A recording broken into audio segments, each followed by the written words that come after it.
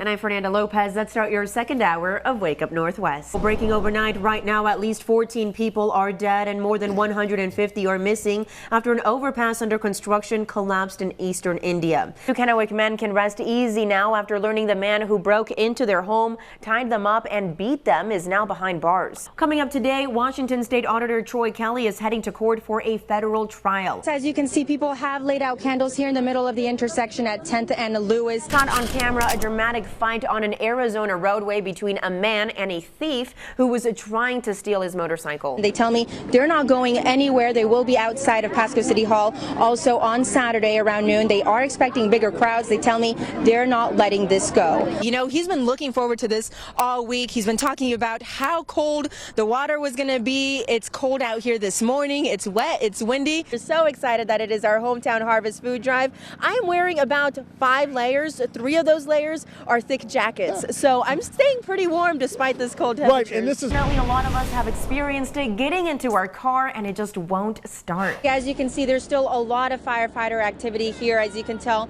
behind me, there's some firefighters up on the roof with chainsaws just trying to make sure that this fire is completely out. For now, they are safe, but now they're just wondering, after 20 years of living here, where they're going to be sleeping tonight. On the Democratic side of things, Mega Tuesday wasn't so mega for Bernie Sanders. The candidate lost to Clinton in every primary race last night. One family is still trying to recover from floods over the weekend. The Rose family can no longer live in their home where the water damaged floors, walls, and their belongings.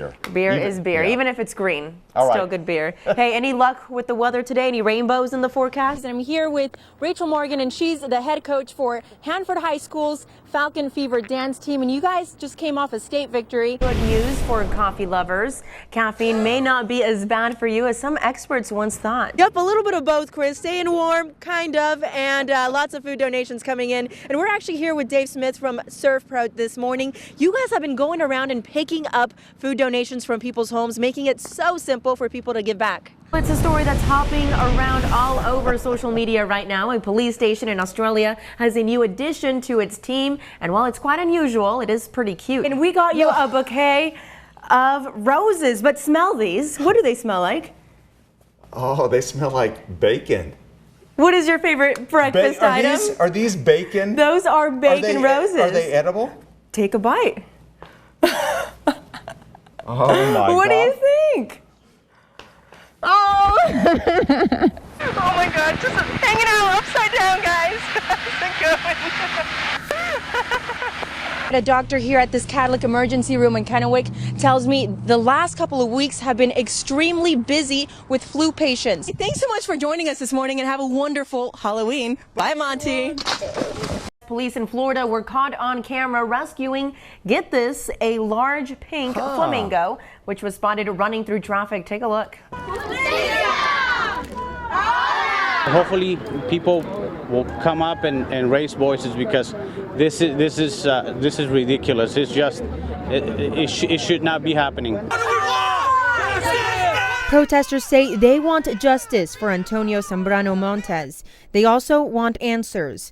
They stood outside the city hall calling for Police Chief Bob Metzger to come out and talk with protesters. He eventually agreed to speak with the family privately, where a protest organizer tells me he apologized for what's happening and assured them they are investigating. We just want justice, because like today it happened to us, tomorrow it can be any other family. Blanca Zambrano, Antonio's cousin, says the family is in shock. It could have been avoided. There could have been other ways around it.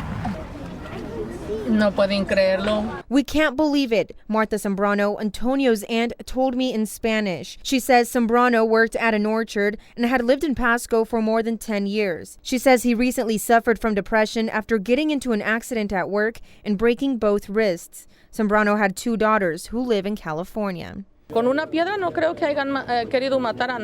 a rock, I don't think he wanted to kill anyone. I don't think he would have been able to kill anyone, Martha explained in Spanish.